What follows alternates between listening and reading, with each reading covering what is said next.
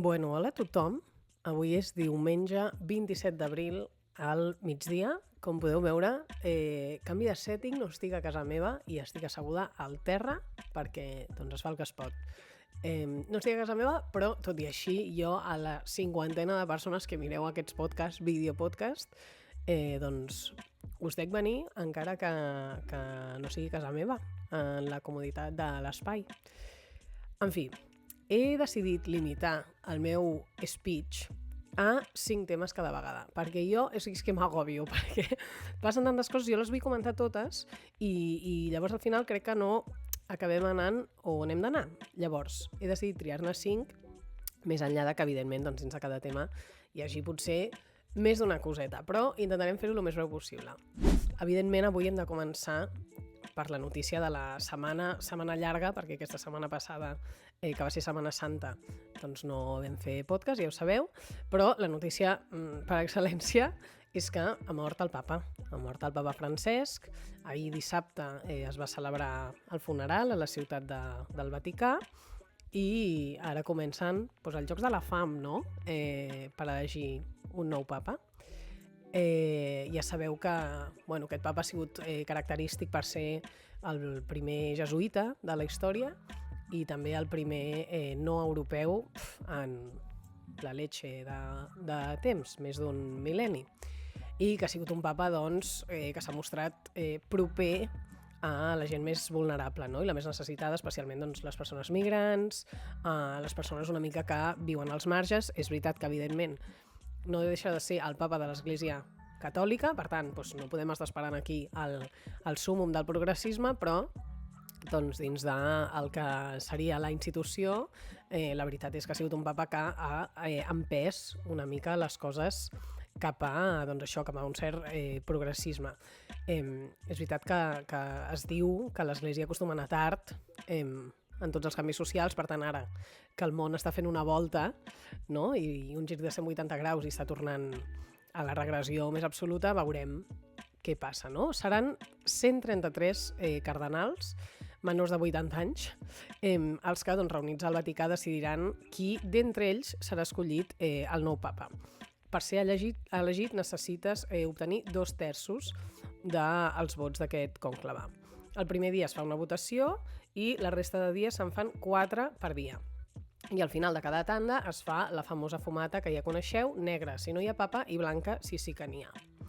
Tot això començarà aquesta setmana quan tots els cardenals que s'hagin desplaçat a la ciutat del Vaticà hagin arribat. Dels noms que sonen n'hi ha de tot tipus, tot homes, per descomptat, progressistes però no tant, però es tracta del conclave més internacional fins al moment. Entre els noms ni sonen això, de més progressistes, de la corda de Francesc, diguem-ne, i alguns de més conservadors, que segurament seran els preferits de la majoria de líders de l'extrema dreta internacional i ara també del món, perquè molts d'ells governen. Això sí, fins a 108 dels cardenals que participaran de la trobada han sigut escollits pel papa Francesc, que ja veient com està el món, probablement se les veia venir, va deixar unes quantes coses al lloc abans de marxar, no? Per tant, sembla que el més probable, vistos els números, és que la màxima institució catòlica torni a tenir un papa de la corda de Francesc i no faci aquest tomb brutal, no? El destí del món, insisteixo, sembla contradir-ho, perquè la creuada en la que es troba el Vaticà no és gens diferent de la que es troba a la resta del món, que és precisament tot el contrari, no? Donar l'esquena als més vulnerables i per contra, mirar de reconèixer-los i estar al seu costat. Més enllà de... veurem què passa. Més enllà d'una marxa fúnebre, el funeral del papa clarament ha sigut una reunió geopolítica d'altíssim nivell. S'han trobat, entre molts d'altres, el president nord-americà Donald Trump i el president ucraïnès Volodymyr Zelensky, que no es veien des de la superesbroncada que Trump i J.D. Vance li van fotre a la Casa Blanca. I, segons asseguren fonts dels dos equips, aquesta trobada ha sigut productiva, amb totes les cometes, perquè exactament productiva què vol dir, no ho sap ningú, no? Després comentarem una mica en quin punt es troben les negociacions d'un possible acord d'alto al foc a Ucraïna.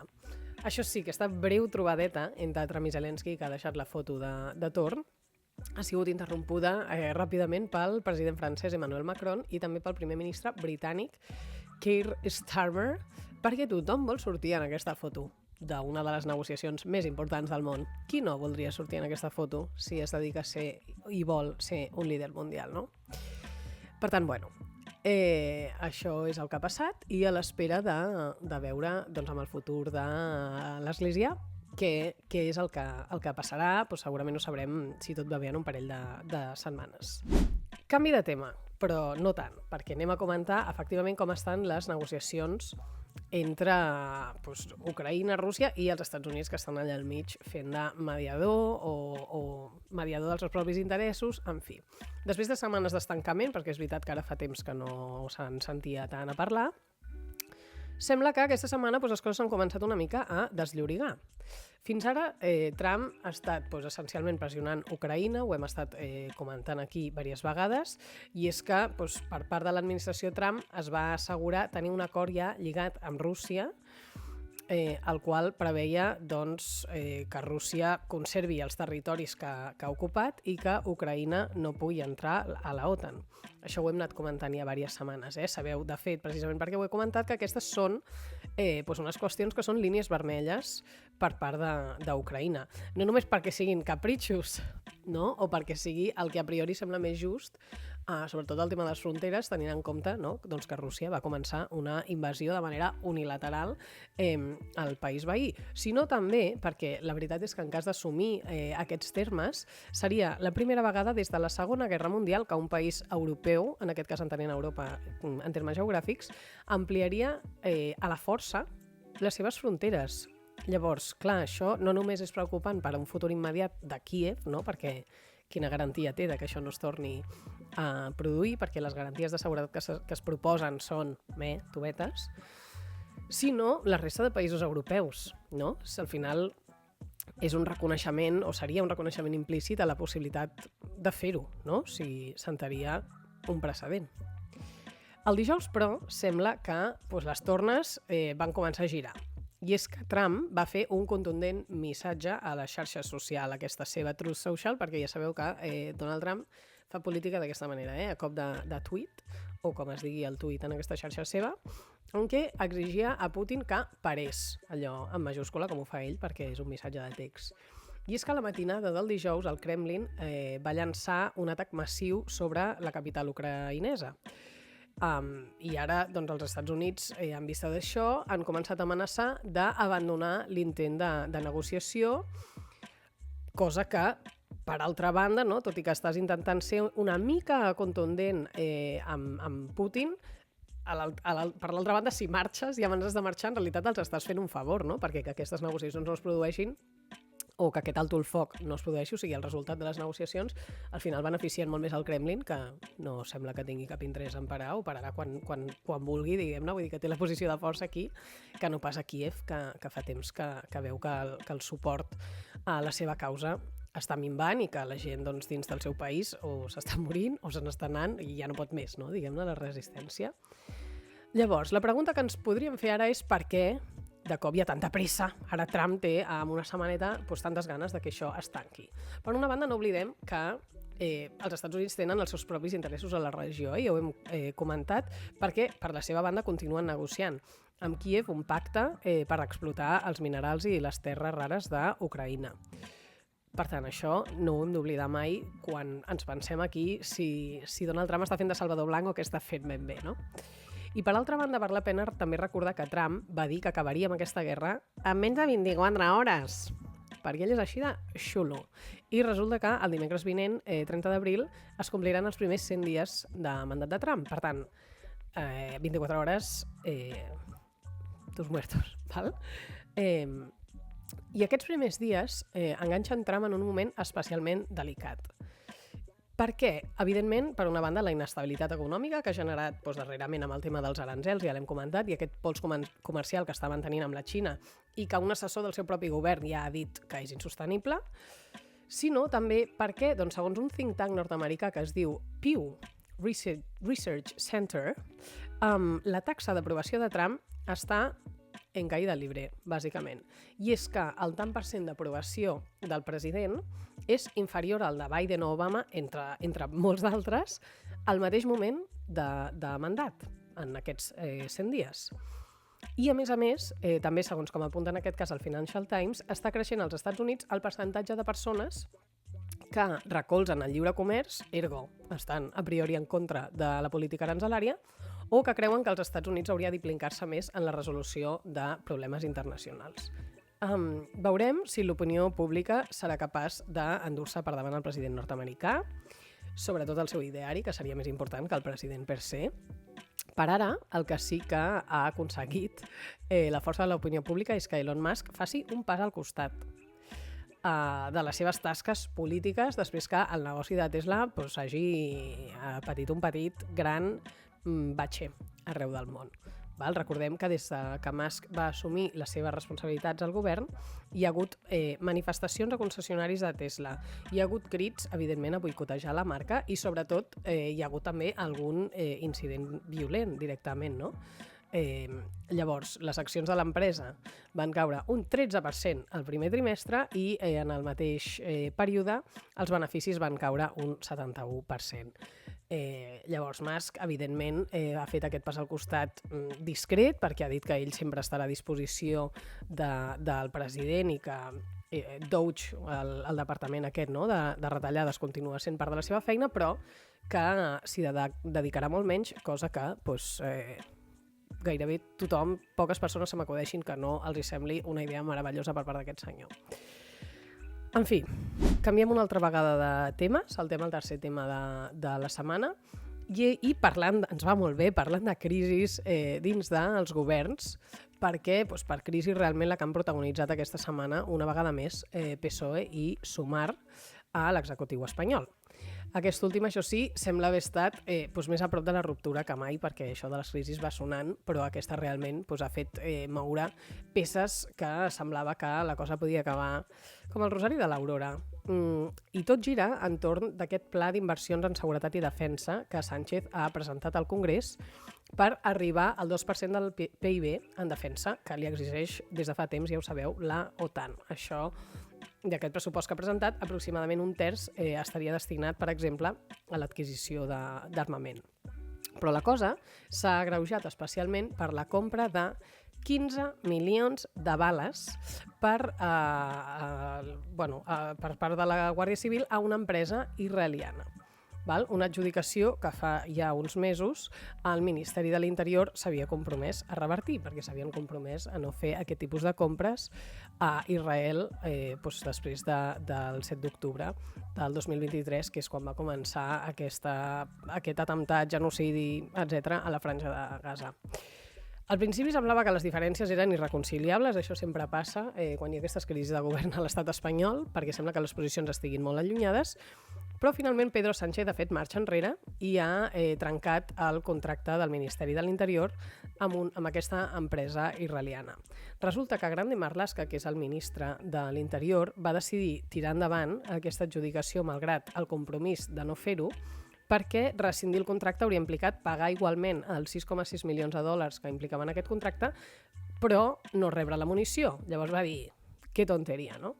Però el president espanyol ha entès que 6,6 milions d'euros en realitat és una xifra anecdòtica. Sobretot si ho compares, perquè evidentment no és una xifra anecdòtica per si sola, si ho compares amb els 10.471 milions acordats per aquest pla de seguretat i defensa, no? Val la pena, per tant, ara aquest contracte, diguem-ne que està rescindit i el que sigui, sembla que s'hagin d'arreglar tots els problemes aquí? Doncs no, perquè, a veure, la crisi està controlada i a priori ningú sortirà del govern, però després d'aquest gest aquesta setmana, el Centre de l'AS d'Estudis per la Pau ha revelat en un estudi que el govern espanyol ha adjudicat 46 contractes a indústries militars israelianes per valor de 1.044 milions d'euros des de l'inici de l'ofensiva contra la Franja de Gaza, per tant des del 7 d'octubre del 23. Algunes de les adjudicacions corresponen a serveis de manteniment o modernització de productes que ja s'havien adquirit en el passat, però altres impliquen nous acords de maquinària bèl·lica. Com es justifica el govern espanyol davant d'aquesta informació? Doncs diu, per una banda, que alguns contractes són adjudicats d'abans d'aquesta data, tot i que s'hagin de fer efectius després, així, una manera de salvar-se.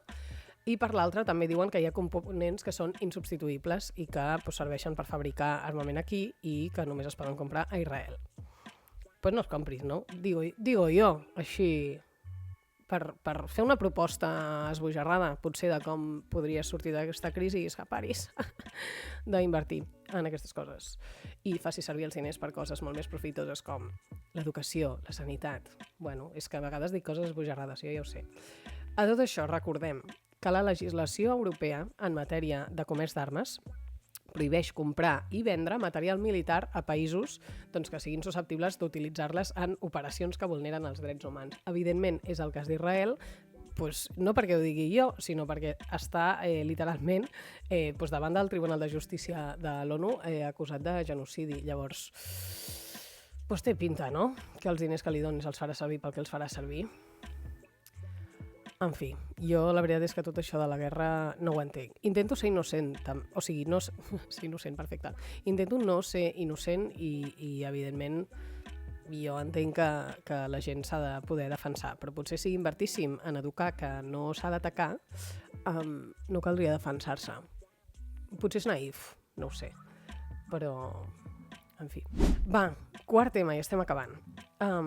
No podia no parlar del que ha passat al Regne Unit amb el Tribunal Suprem, que va dictaminar, que la setmana passada o fa 2 setmanes, que les dones transgènere no haurien de ser legalment definides com a dones. Sincerament, això em deixa speechless, que dirien ells. Sempre, aquest raonament basat en la llei d'igualtat britànica de l'any 2010. Val? És a dir, anem a intentar entendre-ho bé, perquè a mi al principi la frase em sobta, no? El tribunal ha declarat que la definició de sexe que s'inclou en aquesta llei d'igualtat es refereix sempre al sexe biològic, no? I que, per tant, les dones trans, dins d'aquesta llei, pel fet que el seu sexe biològic és un altre, no poden estar considerades com a dones. O sigui, si en la llei pone mujer, pues si ets una dona trans, tu no ets una mujer. Això què implica a la pràctica? Doncs que les dones trans queden excloses dels àmbits de protecció d'aquesta llei, és obvi. Per exemple, i crec que el cas que ha arribat a ser jutjat ho fa fàcilment comprensible. El que estava en qüestió és si una llei que tenia com a objectiu garantir l'equilibri de gènere, no? O sigui, la paritat a les juntes d'administració d'empreses públiques, una dona trans, diguem-ne, podia estar comptada aquí dintre, dins de dones o no. Val? Això era el que s'estava discutint. I la resposta del Suprem és que no! És que no. Val? Per tant, doncs, si una dona trans aplica per ser membre de la Junta d'Administració d'una empresa del sector públic, no se la podrà tenir en compte com a part de la paritat perquè serà considerada un home. A mi sembla una borrada, això. És que el món està farcit de borrades. Altres implicacions, per exemple, doncs en vestidors o en albergs per dones que han patit violència domèstica, les dones trans no són dones, per tant, no hi tenen cabuda. Això és una borrada increïble, és que no tinc cap altra manera de dir-ho. No només pel que suposa, evidentment, no? Que és negar implícitament a les dones trans que són dones, no? O sigui, com impedir a les persones trans reconèixer en la identitat de gènere que volen, no? O sigui, per molt que tu diguis que ets una dona, a la pràctica no ho ets. No només és això, sinó que les deixa fora d'aquest àmbit de protecció legal, no? A un col·lectiu, el de les persones trans, que precisament pateix una discriminació doble per interseccional, no? És per ser dona i per ser trans. La dada curiosa de tot això, doncs que J.K. Rowling, l'autora famosa de la saga de Harry Potter, que per altra banda és una trànsfoba ja reconeguda, vull dir que això a priori no ens hauria de sorprendre, però no deixa de ser curiós, està darrere de la campanya que ha portat el Tribunal Suprem a fer aquest pronunciament. És que no crec ni que calgui, vull dir, no? Segur que hi ha moltes coses a dir, però en fi, et fa perdre la fe una mica en el món. I acabem amb l'últim tema, que perquè no sigui tot tan depriment. És depriment igual, però m'ha fet una mica de riure poder-lo comentar. I és que he de parlar de futbol. És curiós, però he de parlar de futbol, una cosa que em veieu i em veureu fer molt poc perquè, o sigui, no en tinc ni idea i no m'agrada. Jo només sé jugar a futbol, val? Però el futbol industrial no m'agrada, o sigui, no m'agrada participar d'aquesta idea, val? Però és que s'està produint un abús de poder increïble que em sembla digne de comentar. Llavors, disculpeu totes les imprecisions que ara mateix es van a produir. I el tema en qüestió és tota aquesta mala maror, per dir-ho suaument, del Real Madrid amb els àrbitres en general, no? Perquè assegura que els àrbitres els tracten malament. Ho torno a reformular i repeteixo que a vegades les frases dites així dius, ui, vols dir? I les has de repetir 10 vegades perquè realment t'entrin al cap, perquè costen d'entendre per surrealistes. O sigui, l'equip. Què és l'equip de l'estatus quo? Per definició, perquè és el principal equip de la capital de l'estat espanyol, o sigui, és que és una obvietat, està criticant els arbitratges fins al punt que ahir, que es va jugar la final de la Copa del Rei i que per cert van perdre, havien amenaçat que no jugarien si no es feien canvis. És que és molt greu, perquè demostra que, o sigui, que la pressió que exerceix un opressor deixa molt poques sortides. És que per mi és gairebé una reflexió filosòfica el que està passant. No, perquè els àrbitres aquí tenen dues opcions. Poden o pitar-los en contra perquè se'ls inflen els pebrots, així de clar, val? O sigui, perquè estan enfadats, com és normal, però al final els acaben donant la raó i, per tant, segur que això no ho volen fer perquè no els hi volen donar la raó, perquè no la tenen, però llavors l'opció contrària és pitar-los a favor, no? Perquè s'ha demostrat que ser objectiu no val, no? Llavors, és brutal perquè amb aquesta pressió és com el Real Madrid es queda tan ample, forçant els àrbitres a tractar-los bé en públic i davant de tothom. És que a mi em flipa. I tot i així es continuen queixant. En fi, crec que és el millor resum perquè entengueu perquè el futbol no m'agrada. O sigui, és que a qui li pot agradar que això passi i a més mogui milions d'euros, en fi, milers de milions. O sigui, bueno, com el comerç d'armes amb Israel, aparentment. Ho deixo aquí. Potser m'he allargat una mica i això de fer 5 temes en realitat ha sigut contraproduent. Bueno, ja ho he intentat.